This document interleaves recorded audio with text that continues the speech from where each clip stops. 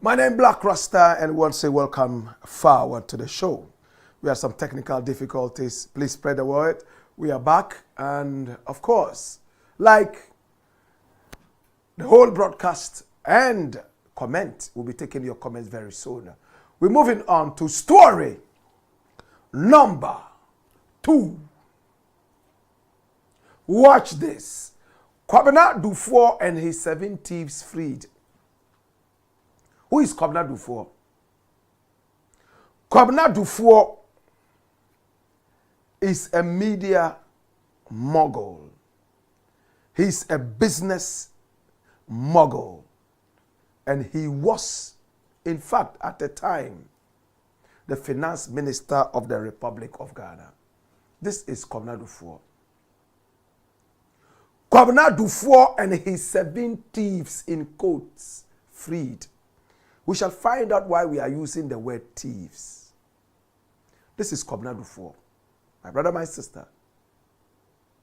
They have been freed. Now, the Attorney General of the Republic of Ghana, Dr. Dominic Akuritinga Ayene.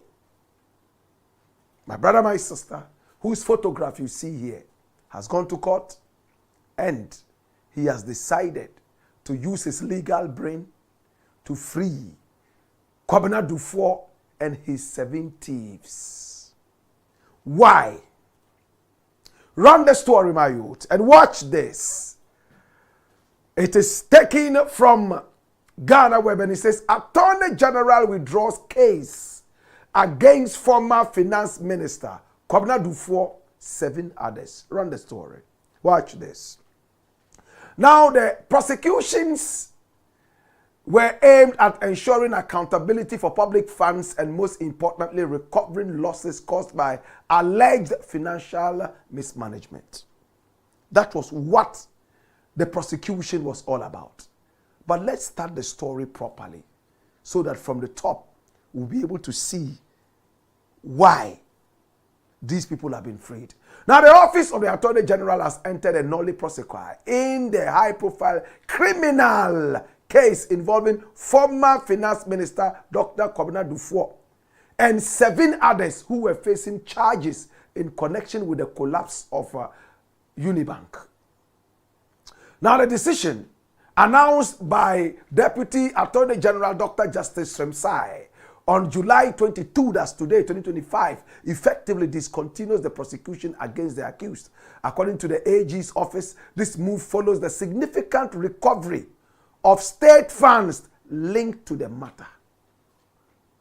It means state funds that were, in quotes, stolen or mismanaged or miscarried have significantly been brought back. Now, the case, officially titled The Republic versus Kwabena Duffour and 7 others, was one of the several arising from the state financial sector clean-up exercise initiated in 2018. Flip, quick. My brother, my sister. Now, the prosecutions were aimed at ensuring accountability for public funds and, most importantly, recovering losses caused by alleged financial mismanagement. Dr. Kwabena Duffour, founder of the Unibank, former finance minister from 2009 to 2013, and former governor of the Bank of Ghana, former governor, from 1997 to 2001, was charged in February 2020 with multiple offenses, including what? Theft. So when we say theft, is what? Stealing. And who are the people who involve themselves in theft? They are called thieves. Theft and money laundering. That's how come we have that headline. Kwabena Duffour and his 7 thieves. Like Ali Baba and the 40 thieves freed. Flip! My brother, my sister, this is the case. Dash it away. Now, the Attorney General is saying the case has to come to an end because they were given the chance to bring back whatever money was given to them by the Republic. Some of them were not able to do that, so they went to jail, like Atu. And once these people have been able to cough out the money, they don't have to have the case continued. What do you think? When it comes to Ghana, my brother, my sister, we would have to look exactly at what inures to the benefit of Ghana, not politics. The money that they returned, did they add interest? How much money was said to have been mismanaged or stolen? How much was returned? After how long? How about the interest? Was it paid? We need more details. One of these days, I'm going to be speaking with Dominic Akuritinga Ayene, and we'll have to find out in some of these cases what exactly went into the thinking. In the interim, what do you think? Ato was asked to bring back money, and the court will set him free. He brought part, the rest of it he couldn't. Therefore, he had to go to jail. Now, some people are calling for his freedom. My brother, my sister, as it stands right now, what do you think? Shouldn't they be telling us how much money was involved and how much has been paid back or recovered in the words of the Attorney General? This is the Blakk Pot, a.k.a. Coco Show them, where we speak truth to power. When we return, we'll be taking your messages and then we'll hit the final story and we are done. Hey! Hey! Wayo!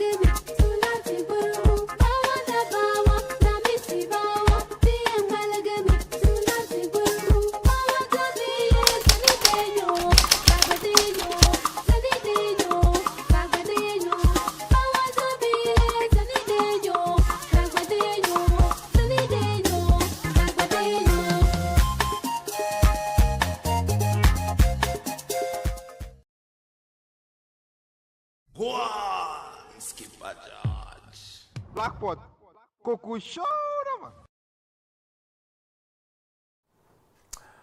It's the Blakk Pot, a.k.a. Coco Show them, and here we speak truth to power. Your comments are going to be coming up shortly.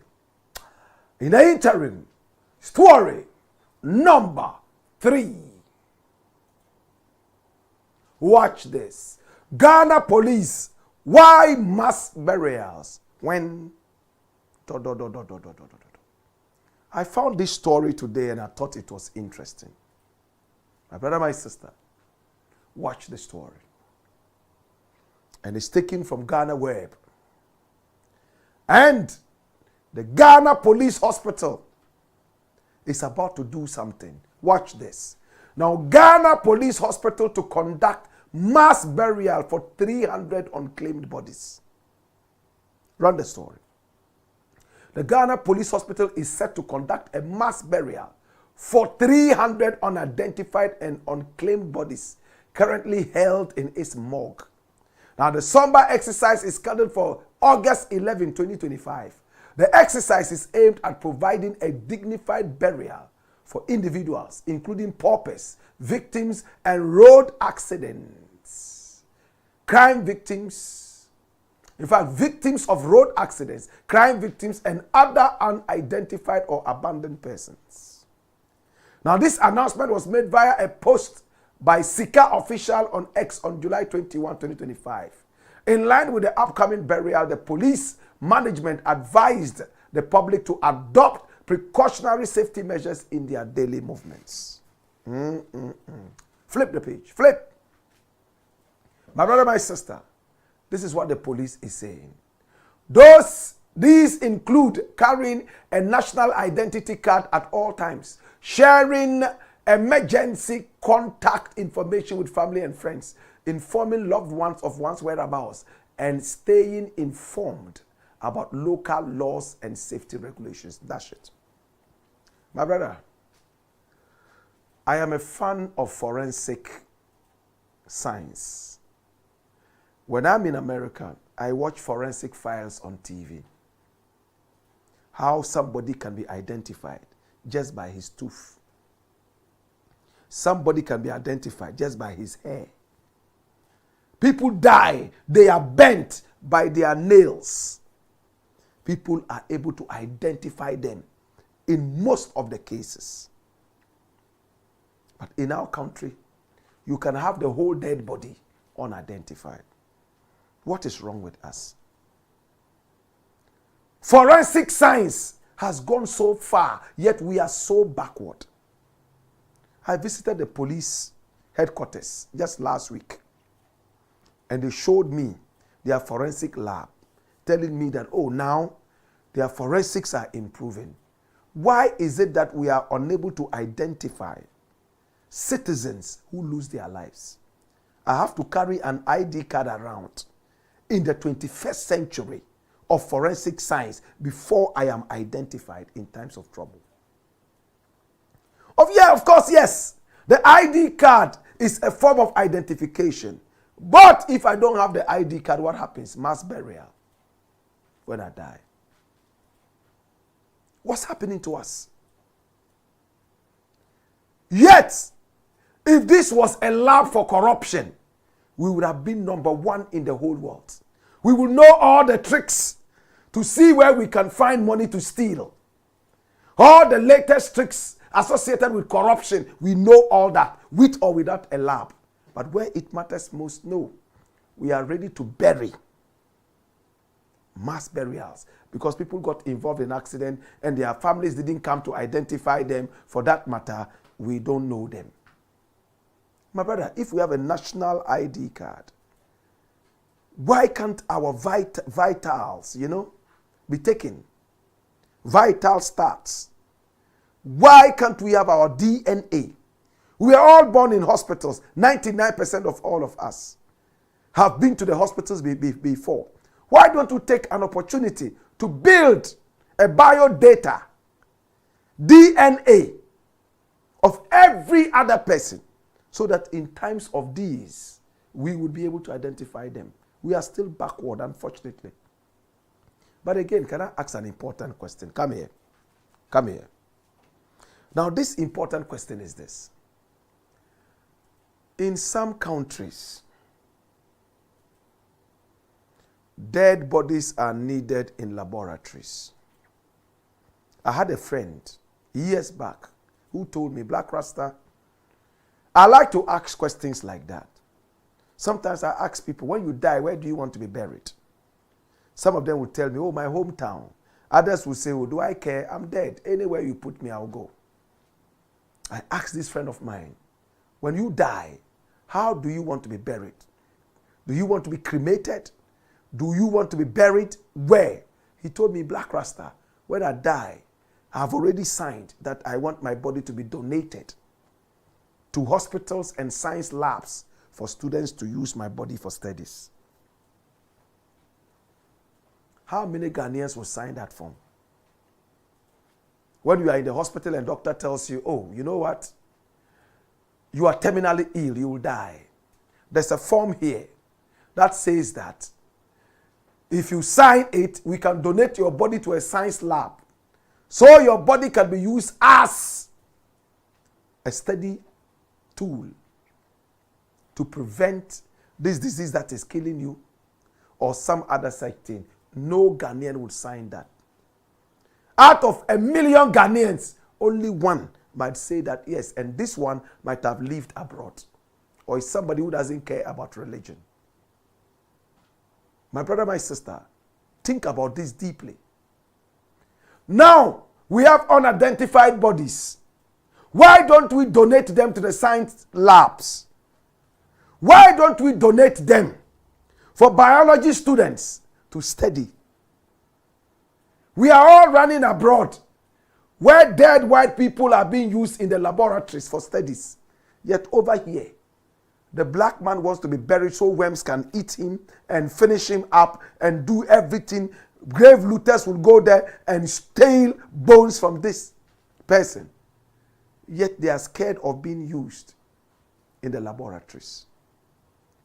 You watching, how many of you would want your bodies to be donated for use in the science labs across Ghana and beyond, across Africa and beyond? The police hospital is going to bury this and expose them to worms that will eat their body. The worms are not doctors, they are not science students, they can't study, they only eat. Why don't we donate these bodies to the science labs? It's a question for the gods. It's a question for the gods. It's the Black Pot, aka Kokushonomo, where we speak truth to power.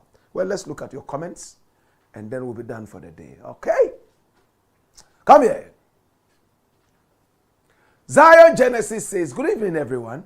Godwin Mawu Duji Agbema Flair says, more fire, watching from Kliko.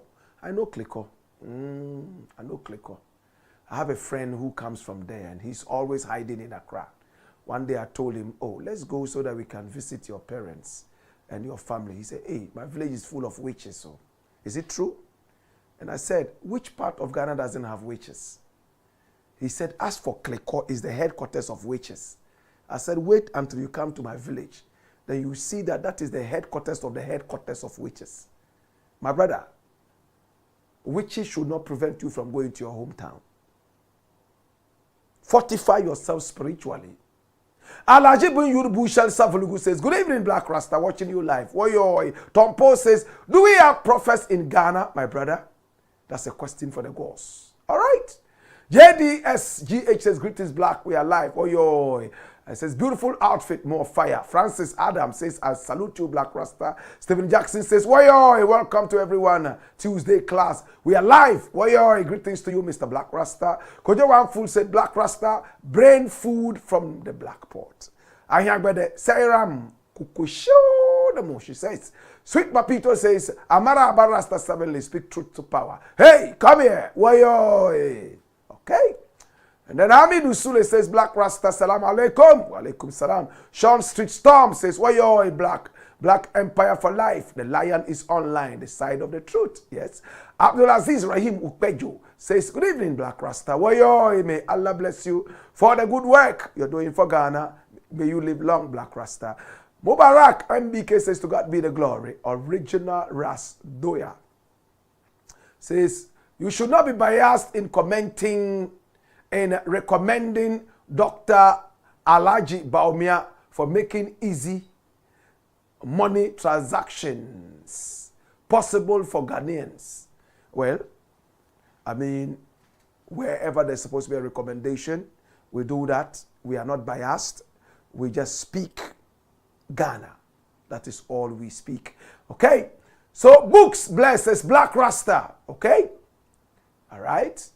More comments? More comments? Mark Romeo Forrest says, respect, Professor Black. Zion Genesis says, yeah. Yahya Ahmed says, good evening, Black. Watching you live from Wa. I think now our independent institutions are working. Praise be to the Most High. And of course, to Ghanaians. Sule Hamidu says, Black Rasta more fire. E. Mariadong Ba Brehen says, respect. This is a man from Dagati land. What a powerful name. Mariadong Ba Brehen. He says, I wish I could advocate for a university to honor you with a PhD in honesty and truthfulness. Well, the fact that you've thought about it is already honored. Thank you so much. In fact, I am already honored. Agenkum Joshua Nyagre says, Blakk Rasta, fire. Tompo says, my brother, it was campaign he did for Mahama and NDC, but not prophecy, my brother. Nigel is a scammer. Stop promoting him, please. Okay? Fuseni Ibrahim says, Blakk Rasta, you are the best among the rest. Tompo says, nice campaign for your choice of this IPGP, but I leave it to the president. Thank you, of course. But leave it to the president, of course. We have no power to make any decisions. We are just looking at what a prophecy has come out about. And those who are saying Prophet Nigel is not a prophet, how about the Ebony prophecy? And much more. Were they guesses, lotto guesses? Really? Sweet Papito says, NSS students to start military training. Please, I want to know if it's for all professions like nurses and teachers or for only university graduates. In some countries around the world, it's a must to go through military training, and Israel is one of those. Sweet Papito says, I'm glad this is happening. This will teach patriotism and discipline. Thank you. All right. All right. It looks like that's the end. We thank you so much for your messages. Keep it always respectful so that we'll be able to jaw. My name is Blakk Rasta, and I want to apologize one more time for the shift and all the issues we had, the technical issues. We apologize. We catch you again tomorrow, same time, 6 o'clock until 7. We will not end. We love you and we appreciate you. Hey! Hey! Wayo! Bawa